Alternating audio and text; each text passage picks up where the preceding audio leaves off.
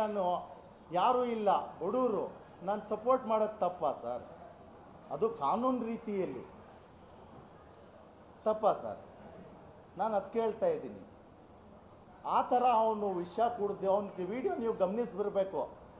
ನಾನು ಈ ವಿಷ ಕುಡಿತಾ ಇದ್ದೀನಿ, ಹೋಗು ಬರ್ತೀನಿ ಅಂತ ಹೇಳ್ತವನವನು. ವಿಷ ಕುಡ್ದು ಹೋಗೋನು ಯಾವತ್ತು ಮತ್ತೆ ಬರ್ತೀನಿ ಅಂತ ಹೇಳ್ತಾನ ಸರ್.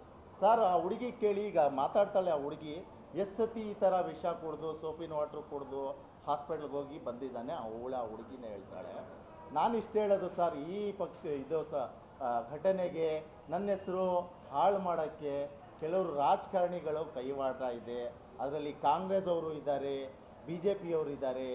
ಅವರು ಬರಬೇಕಾದ್ರೆ ಕಣಕ್ಕಿಳಿದು ಹೋರಾಟ ಮಾಡಿ ಅವನಿಗೆ ಶಿಕ್ಷೆ ಕೊಟ್ಟಿಲ್ಲ ಅಂದರೆ ಪರಮೇಶ್ವರ್ ಸಾಹೇಬರು ಇಲಾಖೆಯಿಂದ, ಪೊಲೀಸ್ ಇಲಾಖೆಯಿಂದ ನಾನು ಹೋಗಿ SP ಆಫೀಸ್ ಮುಂದೆ ಧರಣಿ ಕೂತ್ಕೊಳ್ತೀನಿ ಅಂತಾರೆ. ಹಂಗಂದರೆ ಈ ಕಾಂಗ್ರೆಸ್ ಪಕ್ಷದ ಪಿತೂರಿ ಇಲ್ವಾ ಇದು ರಾಜಕಾರಣ ಆಟ ಆಡೋಕ್ಕೆ ಹೋಗ್ತಾರೆ. ಯಾಕಂದ್ರೆ ನಾನು ಎಜುಕೇಟೆಡ್ ಒಬ್ಬ, ನಾನು ಇಲ್ಲಿಗಲ್ ಯಾವತ್ತೂ ಮಾಡೋಕ್ಕೆ ಹೋಗಿಲ್ಲ. ಮಾಡೋದೆಲ್ಲ ಅಂಡರ್ ಸಂವಿಧಾನ ಚೌಕಟ್ಟಲ್ಲಿ. ಎಲ್ಲಿ ನಮ್ಮ ಪಕ್ಷದವರು ಸರ್ ನಮ್ಮ ಪಕ್ಷದಲ್ಲೇ ಇರ್ತಾರೆ ಸರ್. ಅವ್ರು ಯಾರು ಪಕ್ಷದಲ್ಲಿ ಇದ್ದಾರೆ ಅಂತ ನನ್ನ ಹೇಳ್ತಾರೆ.